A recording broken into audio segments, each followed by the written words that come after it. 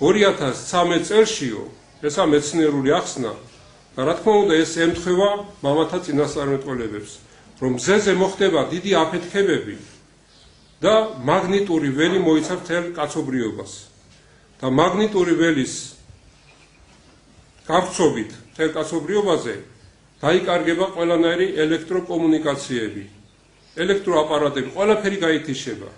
ტელევიზორი, წყობრიდან გამოვა ელექტროდენი და აი ამ დროს ეს მაგნიტური ველი ადამიანების გონებაზე ცუდად იმოქმედებს და კაცობრიობის ნახევარი გაგიჟდება.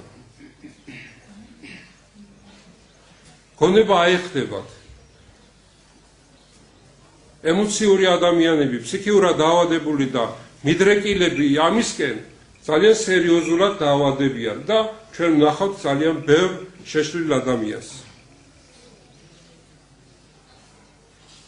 ეს მარტო რიგით ადამიანებში კი არა. ასეთ შეიძლება პრეზიდენტი გახდეს, პრემიერი გახდეს, მეფე, დედოფალი და რა დარჩა 2 წელიწადი სულ. 2 წელიწადი. ეს არის მეცნიერული ახსნა, მეცნიერები ჩვენ დონეზე კი არა, საქართველოში კი არ არიან ეს მეცნიერები, მსოფლიო დონის მეცნიერები აი ამას ვარაუდობენ. და ვინ გაუძლებს ასეთ დიდ განსაცდელს? ვინ გაუძლებს?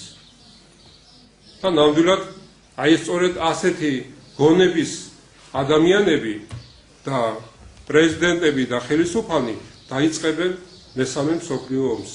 თქვენ იცით, რომ წმინდა მამები იმასაც ამბობენ, რომ მეორედ მოსვლამდე გავრცელდება ისეთი მწერები, უცნაური მწერები, რაც არ ახსოვს კაცობრიობას, რომ დაკვენენ ადამიანებს და ცოდვილი ადამიანები, მოუნანიებელი ადამიანები დაწყულდებიან აი ესეთი კმენისგან და სასიკვდილო წყვილები გააჩნდება და გარდაიცვლებიან. ხოლო მართალნიო და ვინც არ სცოდავს, შეიძლება დაკვინონ, მაგრამ ასეთი წყვილები არ დააჩნდებათ.